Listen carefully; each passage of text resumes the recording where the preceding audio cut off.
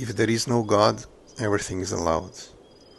This sentence, that became famous, appears in the great novel by Fyodor Dostoevsky, The Brothers Karamazov, one of the greatest novels in the history of literature. A great, great book which I've only recently finished reading.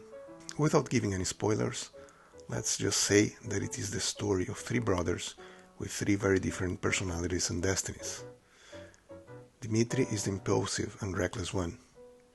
Alyosha is the moral and good-hearted one. And Ivan is the intellectual and cynical one. And Ivan is the one who says this sentence. But what does it mean? It means that without God there are no moral rules, and man can do anything he wants. Rape, incest, murder. Do what thou wilt, that shall be the law. There are two consequences to this. One is that moral notions of good and evil have to come from God, from above. Otherwise, it just comes from one man to another group of men, and then it becomes merely a question of power. The second part is that you should have clear, inflexible rules. Otherwise, you end up having relativism. This idea comes a bit from Nietzsche's idea that God is dead, and the growing nihilism that was already at the time very noticeable in society, not just in Russia, but in Europe in general. We are talking here about the late 19th century, when science was advancing, society was changing, and more traditional notions of behavior were starting to disappear.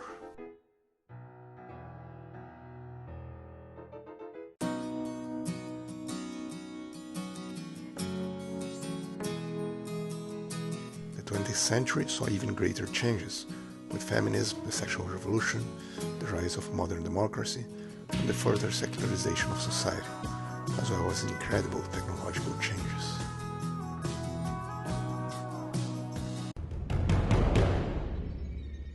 Today, things have gone much further.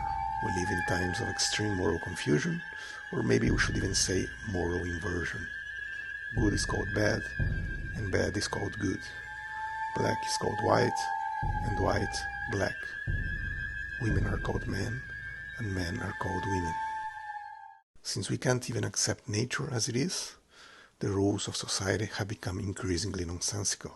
As people are increasingly stabbed in the streets by foreigners, governments worldwide react by banning knives, or scissors, or hammers, or social media posts. Bad boys, what you gonna do? What you gonna do when they come for you? Bad boys. Newspapers were always full of lies, but with the rise of modern digital mass media and what is now called AI, which further increases the possibilities of image manipulation, we don't even know what is real and what isn't. Perhaps we never knew. History was always written by the winners. Not everything we were told in school and history books was true. Maybe the smartest thing to do is pull it. And they made that decision to pull, and then we watched the building collapse. Our leaders, the ones who should rule us and protect us, have become our worst enemies. There have always been tyrants, but this is probably the first time in history where there's a whole worldwide government system that hates its own population, or at most, sees humans as replaceable cogs in a machine. Animals with no souls, to be hacked by vaccines and gene manipulation. Even religious leaders offer little solace.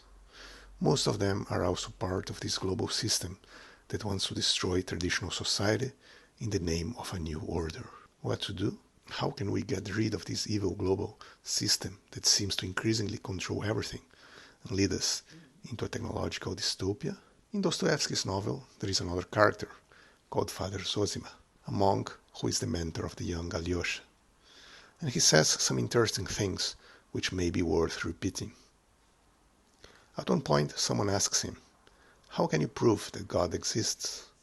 And he says, "Well, you can't. But if you love everyone and everything, if you spend your life actively loving your neighbors, one day you will understand."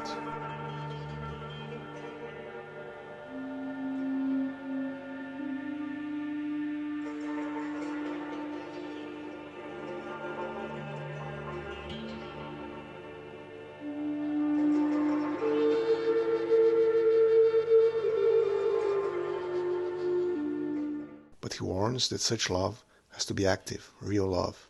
Because the truth is that many people love humanity in the abstract, but they don't really love humans. They just love a certain notion that they have about humanity, or perhaps they just love the idea of being considered a good person. And so you have a lot of what we call virtue signalers, people who like to appear as if they are noble or good and always fighting for the right causes. But it's just status mongering. They love humanity as an abstract concept, but loving real people is hard. Most people are annoying or ungrateful. They lie, they cheat, they stink. When Jesus said that you should love your neighbor, he never said it would be easy. Father Zosima also says, what is hell?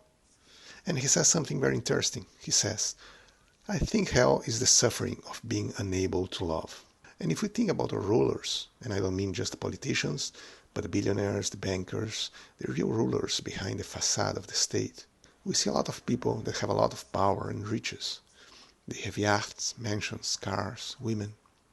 But despite that, many of them don't seem happy. And in fact, many seem really wretched. What does it profit a man to win the whole world and lose his soul? They may have power, but they are unable to love their fellow human beings. And as such, they are in fact already living in hell. If God's love is the hidden grammar of the universe, then hell is being permanently away from it. So what is the answer to our current troubles? The same one that ever was. Reject excessive materialism and consumerism. Try to avoid mass media, or if you can't, at least be skeptical about it. Work, love your family, love the people close to you, help your community. Try to change yourself before attempting to change the world. The current system is based on lies, and as such, it can't last long. It will end at some point, perhaps sooner than we all think. As Yeats said, all things fall and are built again. When the time comes, we have to be ready to build them again.